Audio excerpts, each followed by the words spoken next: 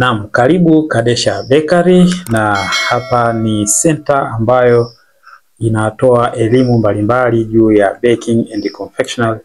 Na kama unahitaji mafunzo haya, basi unaweza ukatufollow kupitia magrupu mbalimbali ya WhatsApp au Facebook au Instagram au TikTok. Kote huko tunapatikana. Lakini mafunzo haya yamekuwa yakiendeshwa kwa njia mbili. Njia ya kwanza ni online kupitia WhatsApp, lakini njia ya pili ni kwa wewe kufika kiwandani kwetu.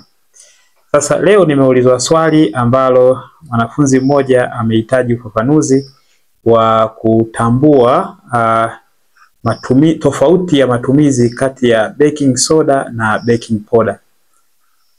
Kwa maana hivi vitu viwili vinafanyaje kazi?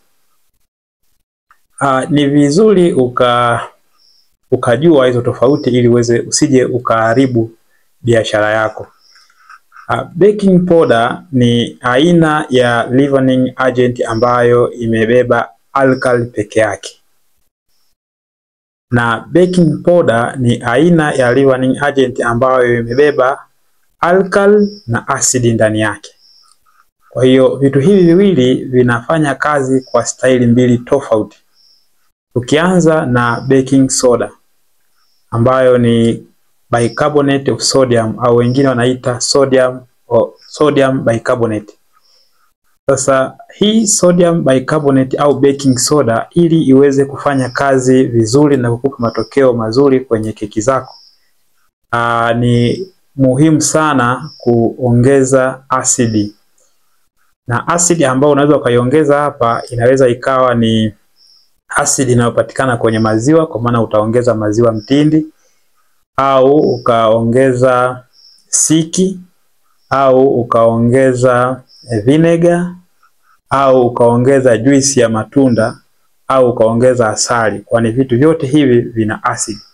Kwa hiyo ukiongeza vitu hivi tayari kwenye mchanganyiko wako kutakuwa na baking soda ambayo ni alkali, then kutakuwa na asidi. Kwa hiyo unapoweka maji, maana yake utaruhusu reaction kuanza kufanyika kwa maana ya asidi and alkali, na mwisho wa siku kuzalisha gas ambayo ni carbon dioxide, ambayo ndio tunaitegemea kwa ajili ya kupandisha keki zetu au kuongeza volume ya keki. Kwa hivyo ndivyo baking soda inavyofanya kazi. Tukija kwenye baking powder. Sasa baking powder, kama nilivyokwisha kusema kwamba hii ni aina ya leavening agent ambayo ndani yake kuna baking soda na kuna asidi. Nikisema baking soda, maana yake kuna alkali na asidi, vyote kwa pamoja vipo humo. Kwa hiyo ndio maana ukitumia baking powder huna sababu ya kuongeza asidi, kwani tayari ipo humo ndani. Na bakers wengi wamekuwa wakitumia baking powder kwa maana haina usumbufu wa kuongeza tena asidi, na wamekuwa wakipata matokeo mazuri. Kwa hiyo kama ni ushauri, ni vizuri sana ukatumia baking powder kwa matokeo mazuri kwenye keki zako. Sasa niongeze hapo kidogo kwa wanafunzi wangu, hata wale ambao sio wanafunzi wangu lakini wananifuatilia kupitia chaneli zangu. Baking powder inafanya kazi kwa staili mbili. Staili ya kwanza tunasema ina react polepole kuzalisha carbon dioxide, lakini kuna namna nyingine ambayo baking powder ina react kwa haraka kuzalisha carbon dioxide. Ile ya polepole ni pale unapofanya mixing ya unga, hiyo baking powder na vitu vingine, tayari pale kunakuwa na reaction inafanyika na kuzalisha hiyo carbon dioxide, lakini reaction hiyo inafanyika kwa taratibu sana.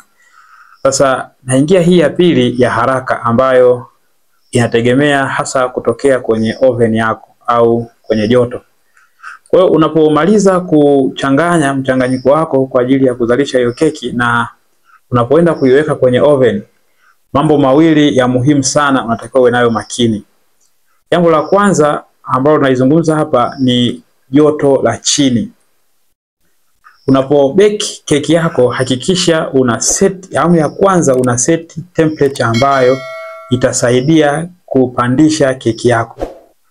Na baada ya hapo utakuja kuseti temperature nyingine au joto lingine ambalo litasaidia kuivisha keki yako. Kwa hiyo hivyo ndivyo ambavyo unatakiwa uwe makini hasa unapopika keki au unapooka keki. Kwa haya machache basi naendelea kupokea maswali. Kama una swali unaweza ukaandika hapo chini, then mimi nitakusaidia kukujibu swali lako hasa linalohusu mambo ya baking and confectionery. Kumbuka baking and confectionery ni science ambayo inahitaji maarifa ya kutosha ili uweze kuzalisha bidhaa iliyo bora. Karibu Kadesha Bakery, kwani tupo tukiendesha mafunzo yanayohusu baking and confectionery. Na nipende niwakumbushe tu ya kwamba kwa wale wasiofahamu, ninaposema baking watu wengi wanafikiri ni kutengeneza mikate tu peke yake. Hapana.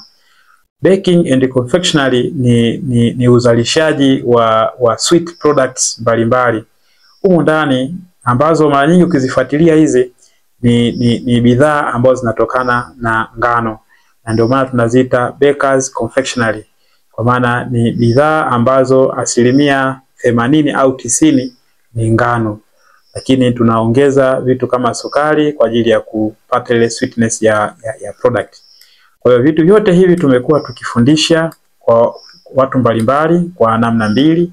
Njia ya kwanza ni online kupitia WhatsApp, lakini njia ya pili ni kwa watu kufika kiwandani kwetu. Kwa hiyo kwa yule ambaye anapenda kujifunza vitu hivi, basi unakaribishwa kufika kiwandani kwetu na utafundishwa mpaka uelewe. Kama uwezi kufika, basi unaweza ukajiunga kwenye magrupu yetu ya WhatsApp kwa kozi tofauti tofauti, na mwisho wa siku utaondoka au utamaliza ukiwa unajua kabisa kupika bidhaa ambayo utakuwa umeichagua. Asante na karibu kwa maswali mengine. Asante sana.